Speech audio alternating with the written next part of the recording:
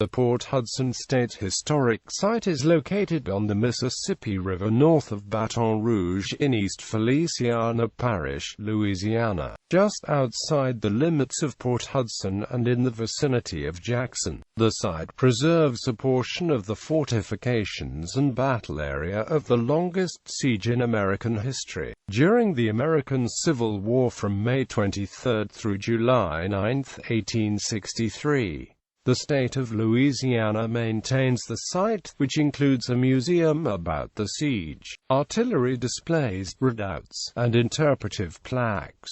Living history re-enactments are held each year. It was designated a National Historic Landmark in 1974, significant as the first place where African American military units fought for the Union Army under African American field leadership. Description: Port Hudson State Historic Site is located north of the community of Port Hudson, on the west side of United States Route 61.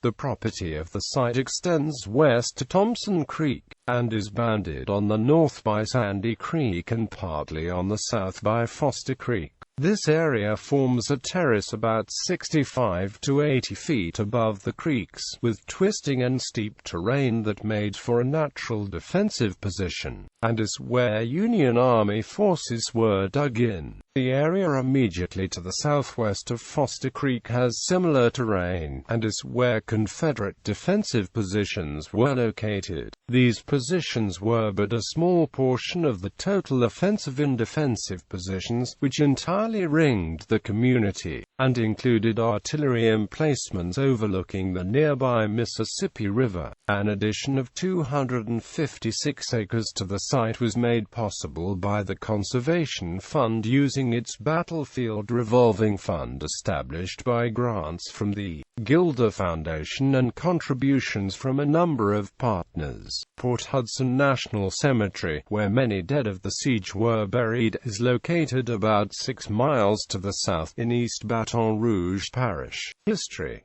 the siege of Port Hudson was part of a concerted Union effort to gain full control of the Mississippi River. It was conducted May 22, July 9, 1863 by forces under the command of Major General Nathaniel Prentice Banks, and only ended because the Confederate General Franklin Gardner surrendered after learning of the fall of Vicksburg, Mississippi to Union forces.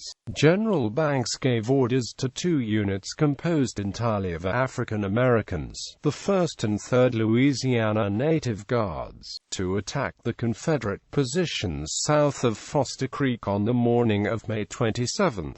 There was in Union military circles some question about how these units would perform, which were among the first to include African American field commanders. The units acquitted themselves well, reaching to within 50 feet of the Confederate batteries 3 times before being repulsed. The overall attack plan ordered by Banks was a failure, in part due to the piecemeal, disorganized, and uncoordinated execution of its elements.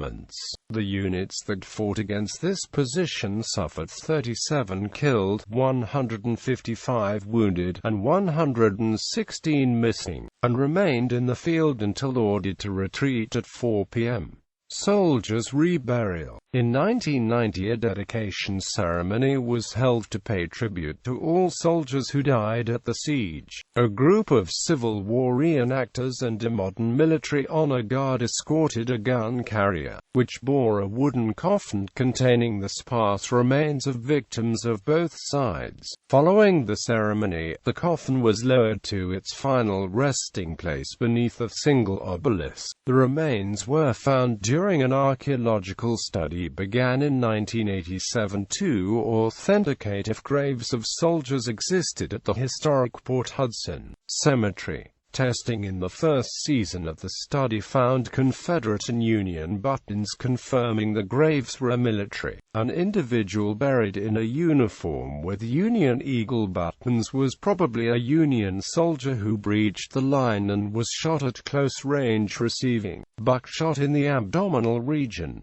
Plaque on the monument reads, Port Hudson Peace Monument, 2 soldiers, 1 Federal, 1 Confederate reinterred May 27, 1990. Archaeology surveys. A survey of Union Siege Battery 8 was conducted by archaeology students from Louisiana State University. Goals of the survey included locating the exact boundaries of the battery and finding evidence of a zigzag trench, or sap, that historical accounts say the Union troops dug from the battery to a short distance from the Confederate lines. The project will also produce a digital topographical map of the area so that park staff may overlay with historical maps. Battery 8 is located in the northeast portion of the Union siege lines. Gallery, Port Hudson State Historic Site.